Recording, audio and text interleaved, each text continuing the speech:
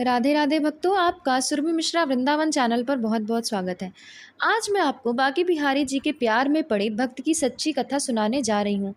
मथुरा के निकट एक गांव में छोटी लड़की रहती थी। वृंदावन के निकट होने कारण वहां से बहुत लोग ठाकुर जी के दर्शन को जाते थे।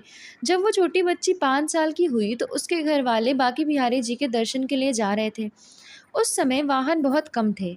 उनको दर्शन को जाते देख उस छोटी लड़की ने कहा, पिताजी मुझे भी अपने साथ ठाकुर जी के दर्शनों के लिए ले चलो। पिताजी ने कहा, बेटा अभी आप छोटे हो, इतना चल नहीं पाओगे, थोड़े बड़े हो जाओ तब तुम्हें साथ में ले चलेंगे। कुछ समय बीता। जब वो 7 साल की हुई तो फिर घर वालों का किसी कारणवश वृंदावन जाना हुआ।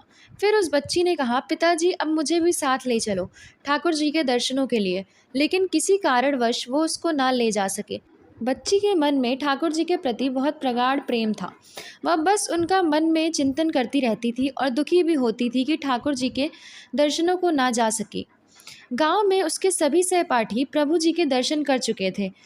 जब वो सब ठाकुर जी के मंदिर और उनके रूप का वर्णन करते थे तो इस बच्ची के मन में दर्शन की ललक और भी बढ़ जाती थी। समय अपने पंख लगा के बढ़ता गया। कई अवसर मिले जाने के, पर शायद उसके भाग्य में ठाकुर जी के दर्शन नहीं लिखे थे। जब वो 17 साल की हुई तो उसके पिताजी को उसके विवाह की चिंता हो गई। उसका विवाह तय हो गया। संयोग कहो या उसका ठाकुर जी के प्रति प्रेम, उसका विवाह वृंदावन के सबसे पास वाले गांव में ही हो गया। वह लड़की बहुत प्रसन्न थी कि अब तो उसको भी ठाकुर जी के दर्शन होंगे। जब विवाह संपन्न हुआ तो वह अपने ससुराल गई, फिर रस्म निभाने के लिए वापस अपने घर आई। 1-2 दिन बाद वो और उसके पति जब वापस अपने घर के लिए जा रहे थे तो बीच में यमुना नदी पर उसके पति बोले, तुम कुछ देर इधर बैठो, मैं यमुना जी के स्नान करके आता हूँ। उस लड़की का चिंतन अब ठाकुर जी की तरफ चला गया और सोचने लगी कि कब ठाकुर जी दर्शन देंगे। उस लड़की ने लंबा घूंघट निकाल रखा था क्योंकि गांव है, ससुराल है, और वहीं बैठ गई। फिर वो मन ही मन विचार करने लगी, ठाकुर जी को कितनी कृपा है। उन्हें मैंने बचपन से भजा और दर्शन के लिए ललायित थी। उनकी कृपा से अब मेरा विवाह श्री धाम वृंदावन में ही हो गया। मैं इतने सालों से ठाकुर जी को मानती हूँ, पर अब तक उनसे कोई भी रिश्ता नहीं जोड़ा। फिर सोचने लगी, ठाकुर जी की उम्र क्या हो सकती है। मेरे हिसाब से लगभग 17 वर्ष के ही होंगे। मेरे पति 21 वर्ष के हैं, उनसे थोड़े ही छोटे होंगे। इसलिए वो मेरे पति के छोटे भाई की तरह हुए तो वो मेरे देवर की तरह। लो, आज से ठाकुर जी मेरे देवर होंगे। अब तो ठाकुर जी से नया संबंध जोड़कर उसको बहुत प्रशंसा हुई और मन ही मन उनसे कहने लगी, ठाकुर जी आज से मैं आपकी भाभी और आप मेरे देवर हो गए। पर वो समय कब आएगा जब आप मुझे भाभी भाभी कहकर पुकारेंगे। जब वो किशोरी यह सब सोच रही थी तभी वे किशोर अवस्था का सांवला सा लड़का उधर आ गया और कहने लगा, भाभी भाभी।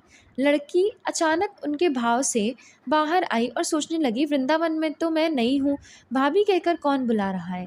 वो नई थी इसलिए घूंघट उठाकर भी नहीं देखा कि गांव के किसी बड़े बूढ़े ने देख लिया तो बड़ी बदनामी होगी। जब वह बालक बार बार कहता पर वह उत्तर नहीं दे रही थी। बालक उसके पास आया और कहा, भाभी नेक अपना चेहरा तो दिखा दे। अब वह सोचने लगी, अरे बालक तो बहुत जिद कर रहा है। इसलिए उसने और कस के अपना घूंघट पकड़कर बैठ गई कि कहीं घूंघट उठाकर देख ना ले। भाभी आपने ये पर्दा क्यों रखा है, हम तो आपके देवर हैं। उस लड़की ने उसको एक नज़र देखा, फिर कहा, नहीं हम आपको नहीं जानते, और घूंघट ओढ़ लिया। नहीं नहीं, हम आपको जानते हैं, आप उस गाँव की हो ना, बस कुछ ही दूर से हमारा घर है। भाभी अपना चेहरा तो दिखाओ। जब कह दिया ना हम आपको नहीं जानते, इनको पता चल गया तो बहुत मार पड़ेगी। भाभी आप तो नाराज़ हो रही हो, देखो हम आपके इतने प्यारे देवर हैं, आपसे मिलने के लिए इतनी दूर तक आ गए और आप हो कि बात भी नहीं कर रही हो। क्यों, आप हमसे मिलना नहीं चाहते थे। और इतना कहती ही उस लड़के ने घूंघट खींच लिया और चेहरा देखा और भाग गया। थोड़ी देर में उसका पति भी आ गया। उसने अपनी पति को सब बात बता दी। पति बोला, चिंता मत करो, वृंदावन बहुत बड़ा थोड़ी ही है। कभी भी किसी गली में लड़का मिल गया तो हड्डी पसली एक कर दूंगा, फिर कभी भी ऐसा नहीं कर सकेगा। तुम्हें जब भी और जहाँ भी देखे मुझे ज़रूर बताना। फिर दोनों घर चले गए। कुछ दिन बाद उसकी सासू माँ ने अपने बेटे से कहा, बेटा देख तेरा विवाह हो गया है, अब बहू मायके से भी आ गई, पर तुम दोनों अभी तक बांके बिहारी जी के दर्शन के लिए नहीं गए। कल तुम जाकर बहू को ठाकुर जी के दर्शन करवा लाना। अगले दिन दोनों पति और पत्नी ठाकुर जी के दर्शन के लिए मंदिर जाते हैं। मंदिर में बहुत भीड़ थी। लड़का कहने लगा, देखो तुम स्त्रियों के साथ आगे जाकर दर्शन करो, मैं आता हूँ। जब वो आगे गई और घूंघट नहीं उठाती, उसको डर लगता कोई बड़ा बूढ़ा देखेगा तो कहेगा कि नई बहू घूंघट के बिना ही घूम रही है। बहुत देर हो गई तो पीछे से पति ने आकर कहा, अरे बावली, ठाकुर जी सामने है, घूंघट काहे को नाई खोली? घूंघट नाई खोलोगी तो प्रभु जी के दर्शन कौन करेगा? अब उसने अपना घूंघट उठाया और जो बाकी बिहारी जी की ओर देखा तो बाकी बिहारी जी की जगह वो बालक मुस्कुराता हुआ दिखा। तो वह चिल्लाने लगी, सुनिए ओ जी, जल्दी आओ जल्दी आओ। पति जल्दी से भागा भागा आया और बोला, क्या हुआ? लड़की बोली, उस दिन जो मुझे भाभी भाभी कह भागा था ना, वह लड़का मिल गया। पति ने कहा, कहाँ है? अभी उसे देखता हूँ, बताओ ज़रा। उसने ठाकुर जी की ओर इशारा करके बोला, ये आपके सामने ही तो है। उसके पति ने जब देखा तो आवाक ही रह गया और वहीं मंदिर में ही अपनी पत्नी के चरणों पर गिर पड़ा और बोला, तुम बहुत ही धन्य हो, वास्तव में तुम्हारे हृदय से सच्चा भाव ठाकुर जी के प्रति है।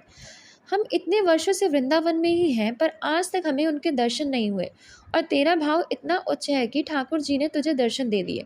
ठाकुर जी से सच्ची प्रेम से जो भी रिश्ता बनाओ वो ठाकुर जी उसे ज़रूर निभाते हैं, जैसे इस कहानी में ठाकुर जी ने देवर का संबंध निभाया। राधे राधे भक्तों, अगर आपको यह कहानी पसंद आई हो तो कृपया हमारे चैनल को लाइक, सब्सक्राइब और शेयर करना ना भूलें। धन्यवाद।